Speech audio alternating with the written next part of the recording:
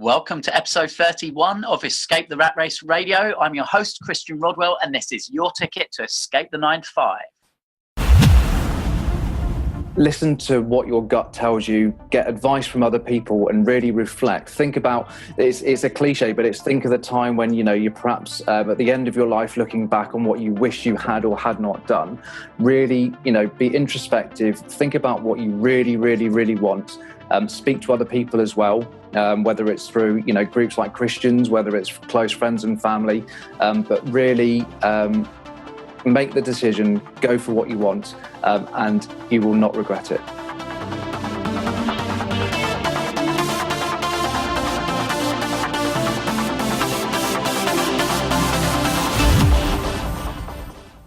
Welcome to the first of our Escapees episodes of Escape the Rat Race Radio, a shorter, punchier insight into some of our members' stories since they took the leap of faith and sacked their boss. Now, I'll still be bringing you the same level of successful entrepreneurs, personal development coaches, and marketeers to the show, as always, every 2 weeks. But in between, you'll now also get the opportunity to hear from people who may seem a little more within reach of where you are right now.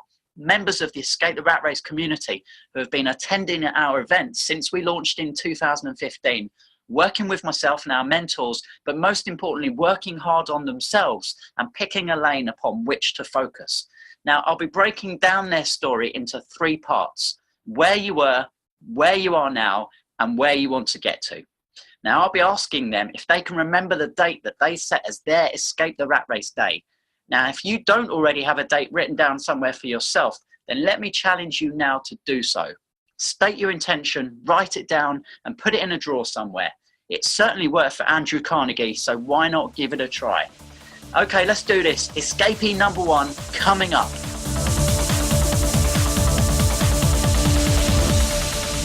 I am very, very pleased to welcome good friend and Escape the Rat Race member Andy Gaught to the show. Good morning, Andy. How are you? Fantastic, Chris. How about yourself? Yeah, excellent. Thank you. Enjoying my new kind of recording environment here today. So it's new on so many different ways today.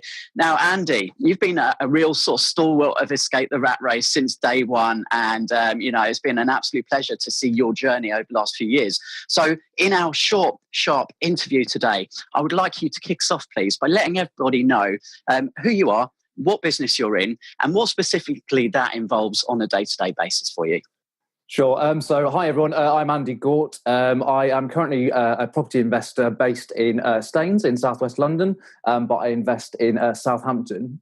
So I've been doing it for about 12 months, both HMOs and more specifically rent-to-rent in the last few months. And things are going absolutely brilliantly. Excellent. And for our listeners who maybe don't know what an HMO is, can you quickly just explain that? Absolutely. So HMO is house in multiple occupation. So it's for houses where rooms are rented on a room-by-room basis to go. We work with professionals, although you can do it with students as well. And we provide rooms where all of the rooms are rented out to individuals, all bills included. Brilliant. Now, Andy, I often talk to members at our meetups about the Future Freedom Bridge, how we're all at some stage of the bridge, where we are right now, where we want to get to, and there's gap in between. So today, I'd like to break it up into 3 parts. So where you were, part 1, where you are now, part 2, and then where you want to get to. So if we kick off with part 1, where you were. So would you be able to tell our listeners where you used to work and what you used to do? Sure. So about a couple of years ago, I was working as a project manager at Sky Television. So I'd been on their graduate scheme. I'd been there for, I think, about 3 years. And I ended up working on their internet technology. So things like Sky Go and Now TV, managing technology delivery of their projects. Okay, great. And can you describe at what point you realised that you didn't want to work for somebody else anymore? And what were the first steps that you took about changing your situation? Sure. So I'm sure, a lot of your listeners have probably heard of the book Rich Dad, Poor Dad. So it was sort of delving into that and learning about different income streams, not depending on the same sort of type of income, whether it's a job or a business. So I sort of read that book. That really sort of was a paradigm shift for myself around how I should generate my income. And so some of the first things I did was just about learning and educating myself. So I think that kicked off, going to the first Escape the Rat Race meeting, learning some stuff online, and doing a couple of courses as well. Yeah. And that first meeting was January the 14th, 2015, kind of 2 weeks after I had jumped ship, shall we say, and left my job. And, how did you settle upon a decision as to what exactly you were going to focus on to generate an additional income enough to be able to leave your job? Yeah, so there are, numerous factors and things that I sort of wanted to consider before doing that. One of the main things was first through the education that I did to go and look at what was a high cash flowing strategy. So myself and my partner, we went and actually purchased a flat and an HMO, but we did it in a way through the education that we knew that would be enough income to support myself. There are other factors as well. So whether it's lifestyle, whether you've got children, there are a few things that I really tried to look at to say, right, in my current situation, if I stopped that income stream from the job, would that put me in a strong enough position to be able to support myself to then start the business? Yeah, excellent. And you talked about the education there. Was that purely just reading, listening? Did you have mentors? Did you go on any paid courses? Yeah, so it started off just exploring what courses are out there, because there are a lot of courses. So part of it is just, trying to do a taster of different things, and also finding who aligned with your values, who you resonate with. There were several books. There was ourselves having conversations, and also looking at what you need at a certain point in time.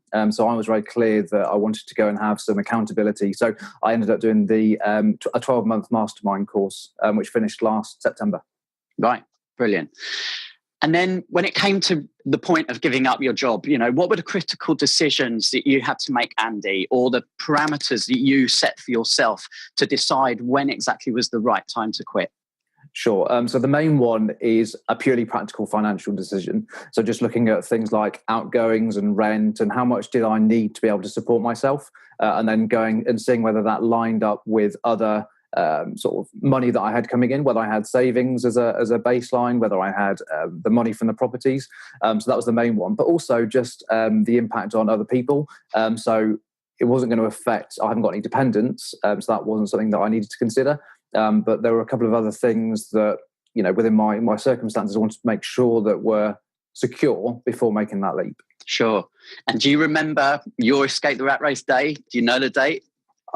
My date, it'll always be etched on my memory because it was the day of the EU referendum. So it's the 23rd of June, 2016. Oh, fantastic. So that was where you were, Andy. So if we move into where you are right now. So how long ago since you quit the rat race? You've just given us the date. So how long is that?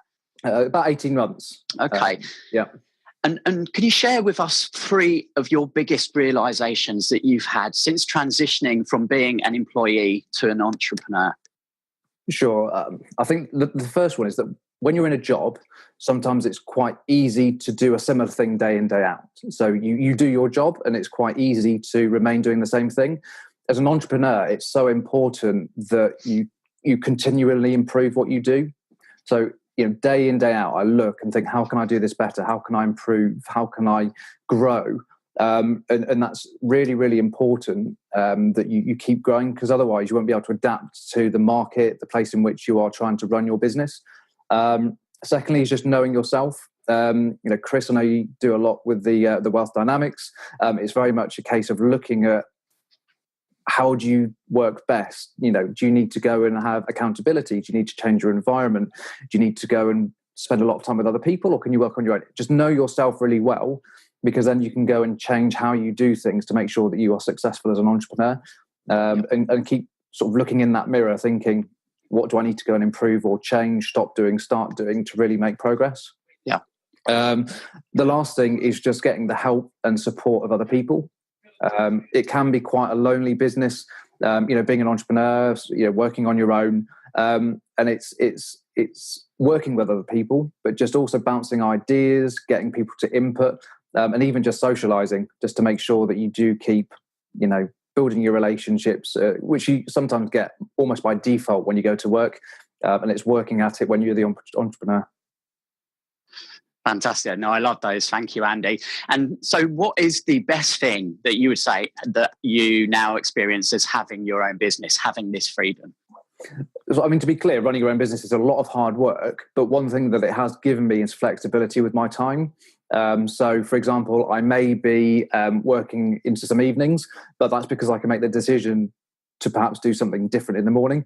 And a prime example is I was able to visit my parents on Tuesday, soon into the new year, because I had the flexibility with my time to go and see them in the morning, and then I went to a networking meeting in the evening. So I had that sort of choice. Brilliant. Okay, so moving into part 3 then, Andy, of where you want to get to.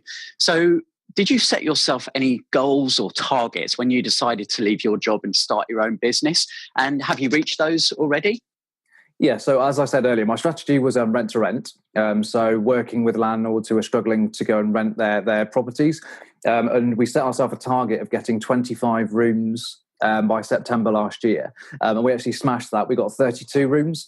I mean, it's all bunched up. You know, it's not a linear process, but between July and October or the end of September, we got 32 rooms across 6 houses, which we were really pleased with.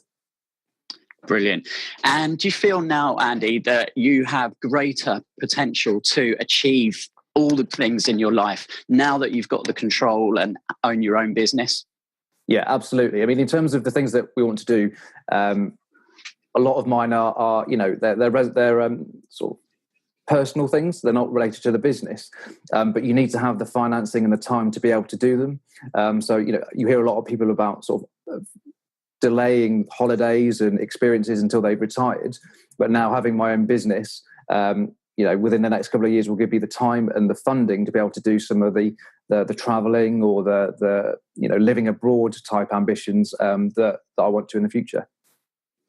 Yeah, and that's so often the case, isn't it? It's freedom that everyone is searching for, and having that freedom, be it financial freedom, time freedom, freedom of choice, just like you've explained there. Yeah, absolutely. That's great. Yeah. So, Andy, looking forward over the next 12 months, what's the one most important thing that you believe is going to help you the most to keep furthering your success? So it has to be our mastermind group. I have to say that there's a group of us who've joined together, I think about 8 people, and we've sort of created some real structure, real commitments. We've also got this, so the 12-week year, and it's really resonated because it's so often within a 12-month time frame to let things drift and think you've got a load of time. But I think, you know, weekly accountability and committing to 12-week cycles rather than 12 months are sort of really going to drive things forward even faster and really help achieve even more in 2018. Yeah, I couldn't agree more. Super excited about the mastermind, the Dynamic 8 mastermind. Doors are closed now for 2018, and that's it. You know, we're in and looking forward to the ride. So, Andy, your final words here for everybody, for anyone listening right now who's squashed up on a train on the way to work or stuck in a traffic jam, and they really want to do something different with their lives. You know, especially 2018, they want to make a change, but perhaps still letting that fear hold them back. What would you like to say to those people listening now? I would say listen to what your gut tells you, get advice from other people and really reflect. Think about, it's a cliche, but it's think of the time when, you know, you're perhaps at the end of your life looking back on what you wish you had or had not done. Really, you know, be introspective, think about what you really, really, really want. Speak to other people as well. Whether it's through, you know, groups like Christians, whether it's close friends and family, but really make the decision, go for what you want, and you will not regret it. Wonderful words. Well, Andy, thank you for being our very first guest on the Escapees episode of Escape the Rat Race Radio. You've been brilliant. You've shared really honest message there, and I'm sure you have inspired those that are listening. So I look forward to seeing you on Monday at the Mastermind meeting, and probably at next week's Escape the Rat Race meetup, the 1st of 2018 as well. Fantastic, Chris. Thanks for having me. Thanks a lot, Andy.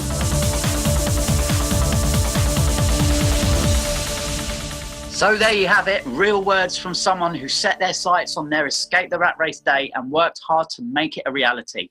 And once you become an entrepreneur, it's almost impossible to ever go back to working in an office again. Now, I hope Andy's story has inspired you to take your first step if you haven't already done so. And if you want to connect with Andy, you'll find him and other escapees in the Escape the Rat Race private Facebook group, and you can request access to join by visiting www.etrr.online/Facebook. Until next week, when I will speaking to a very successful and experienced internet marketer by the name of Rob Ryan. And if you're interested in selling products online, you won't want to miss this. So until then, see ya.